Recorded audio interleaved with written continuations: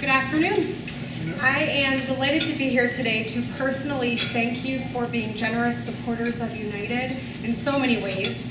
And I am so delighted to have the opportunity to share with you some stories about my experience of United thus far. I do need to keep this brief, so my plan is to take you on a journey with me into a few snapshots, highlights if you will, of the journey that has led me here and that has kept me here. I grew up in a small town in the country of New Jersey. Yes, there is country in New Jersey. And I devoted the biggest part of my life to the performing arts. Singing, acting, dancing, you name it. I had my sights set on Broadway. I was raised Roman Catholic in a town where I had only heard that there was such thing as not being Catholic, and I began an intense appreciation for choral music in the church. So fast forward now to college, where I was admitted to a prestigious Bachelor of Fine Arts program for musical theater at Catawba College. And Catawba is a tiny liberal arts college in Salisbury, North Carolina. I was a freshman there for probably about a month when I knocked on the door of the campus chaplain to talk about what I called a faith identity crisis. I had known for a long time that my personal theology was probably not completely in line with that of my family faith tradition, and I really wanted some answers. Catawba is a UCC college, and while I had never heard of the UCC at that time, the beautiful coincidence of being introduced to it there would change my life forever. And it would also be at Catawba that my path to Broadway would take a mysterious turn to a path of ministry. Our chaplain had designed the Lilly Center for Vocation and Values, which is a center for college students to engage in intentional spiritual formation and for some of us to discern a call to ministry. The Lilly Endowment, for which I am forever grateful, made that center possible. And it is where I first experienced my call to ministry and to seminary. The center provided us with the resources to learn about various faith traditions, different types of ministry, and it even provided the financial resources for us to visit seminaries and divinity schools when the time came.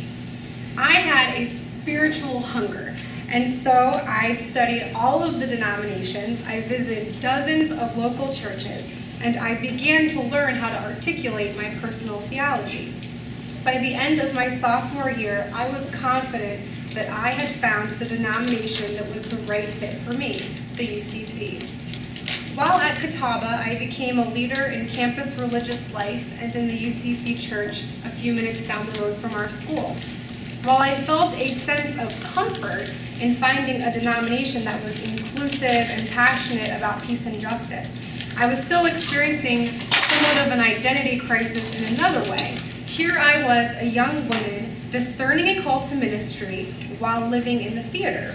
I felt like I was being pulled in two different directions, wanting to keep my faith and worship life on one side and my life as a performer on the other side.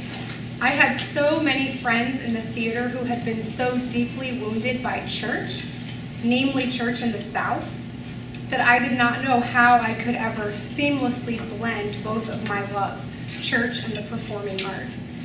So fast forward now to my senior year of college.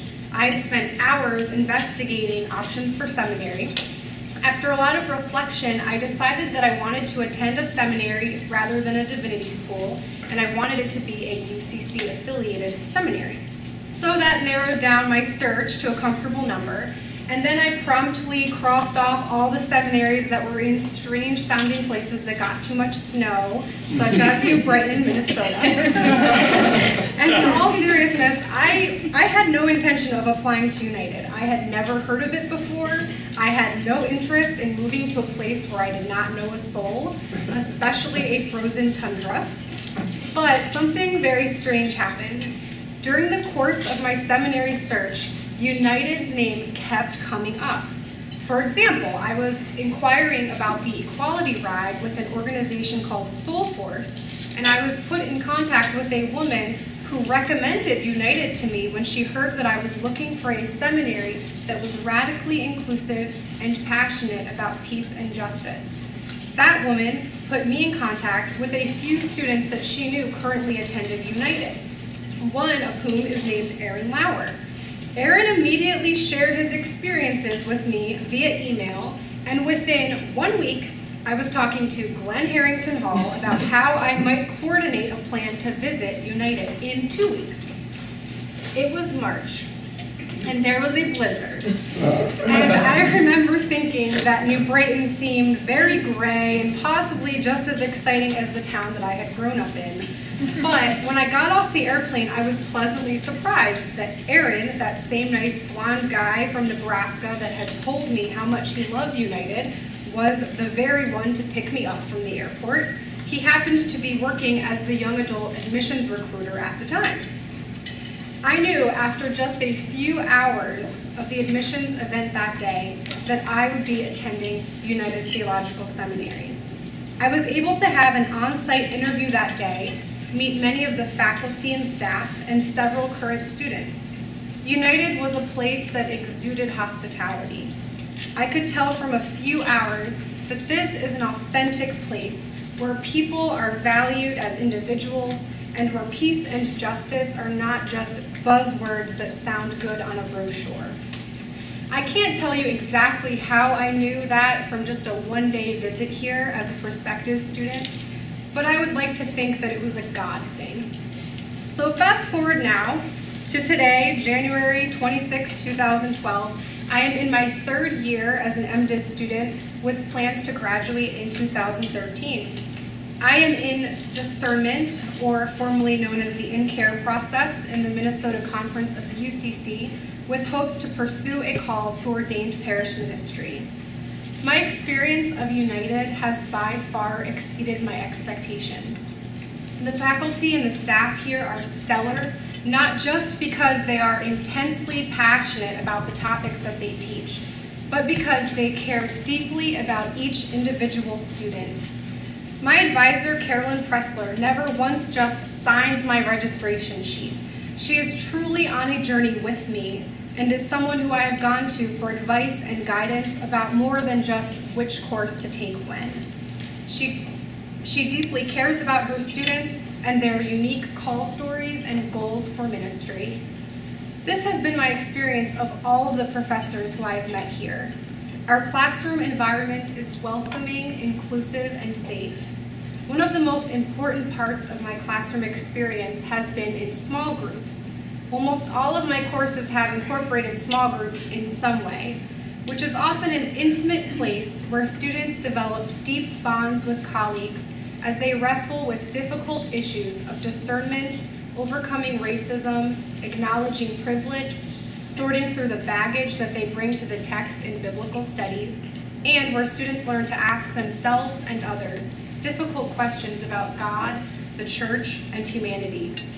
Today, 2 years later, I'm still regularly meeting with my very first small group from the very first course that I took here.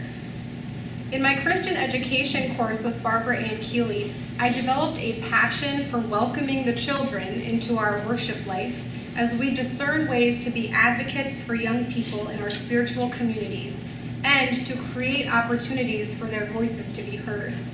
I also had the incredible opportunity to travel with Chris Smith and a group of students in June 2010 to Chiapas, Mexico, where I learned more about my call to justice making than I had ever dreamed, and continued my learning about how to be truly in solidarity with persons on the margins.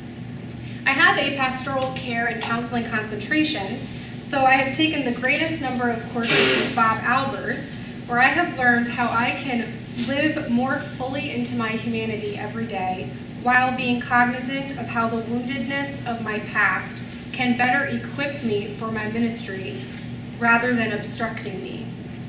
In each of my courses, I am reminded to try to integrate everything that I am learning and to make sense of how it all relates to my future as a pastoral leader. I have also learned about how the ministry of presence, being fully present and in the moment with someone, is possibly the most important gift that I can give a person. I I'm also honored to be a part of something new and exciting at United, which I can honestly say has been the highlight of my time here, the launch of the new Center for Public Ministry. I am privileged to work as an intern for the center, along with Erin Lauer, who I mentioned earlier, who is now my best friend. It is a place that is housed in United under the direction of Steve Newcomb, but is working to be out in the world to equip the church to be a powerful and sustained force for social justice.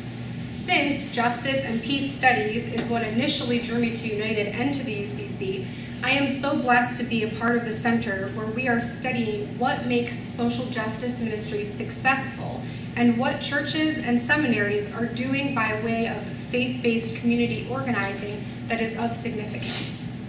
Our goal is to serve as a catalyst to expand and deepen social justice education here at United, to increase the public voice and effectiveness of local and regional bodies, and to advance public ministry as a practical and theological discipline within seminary education.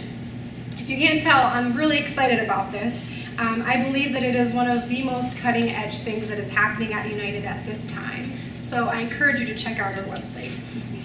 My time at United has also helped me make sense of that inner wrestling that I experienced in college as I really tried to force my faith life and my theater life together. United is a place that lives out its appreciation for the arts in a very special way. It was here that I realized that my love for arts and for the church were always and always will be intrinsically connected. The times when I have been so moved by the arts were also some of the times when I experienced God most fully. Today, as I serve as the Minister for Children and Youth at Linden Hills UCC, I'm constantly looking for ways to intentionally integrate the arts into my ministry with the young people there. Some of my most amazing experiences of God in this place have been in our Bigelow Chapel, hearing lectures, presentations, and in our community worship time. I invite all of you to a special worship service. We worship together every Tuesday and Thursday morning. And if you attend, I assure you that you are in for a beautiful student-led worship experience.